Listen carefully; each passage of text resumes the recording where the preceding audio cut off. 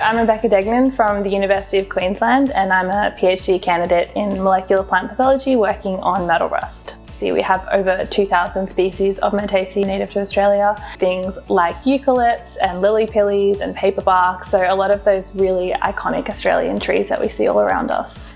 And of those that have actually been screened for resistance to myrtle rust, I believe only about 3% have been asymptomatic or had resistance. So we don't know yet the full extent, but there is a huge potential for damage. And also a recent study which actually surveyed a bunch of Myrtaceae populations up and down the east coast of Australia found that within a single generation, 16 species of Myrtaceae rainforest trees are facing extinction. When we apply the double-stranded RNA before infection, we see that the treatment actually fully prevents the plant from being infected.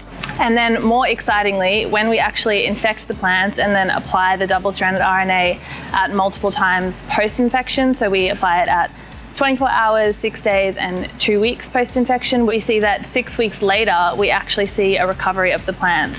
So in a plant that we haven't treated at 6 weeks, we would see a lot of dieback from a severe case of infection. This is like typical of what we would see at the 6 weeks mark. So a severe infection has come and the plant's encountered that, and then it hasn't been able to recover. There's no new growth, and this will eventually fall off the plant entirely. I think it's pretty significant because previously we didn't have that curative aspect. So being able to actually apply a treatment after we're seeing infection is going to give it a lot more real world potential. Hi, I'm Dr. Anne Sawyer. I'm an Advanced Queensland Research Fellow at the University of Queensland. It arrived in Australia in 2010, so it was first found in New South Wales, and since then it's spread all the way along the east coast, up to the top of Queensland, into the Northern Territory. It's also recently been discovered in Western Australia, and it's also in New Zealand now as well. It's a huge problem.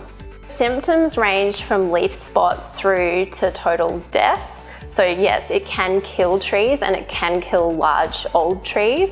So these are just some infected leaves to show you. These are the common symptoms you would see. The leaves just get covered in these yellow pustules.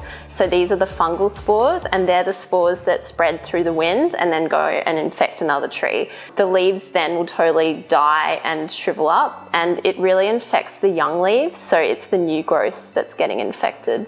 So we really want to sort of go further with this and see the longevity of the treatment. So we've only done quite short-term experiments, but we want to try and look at later time points.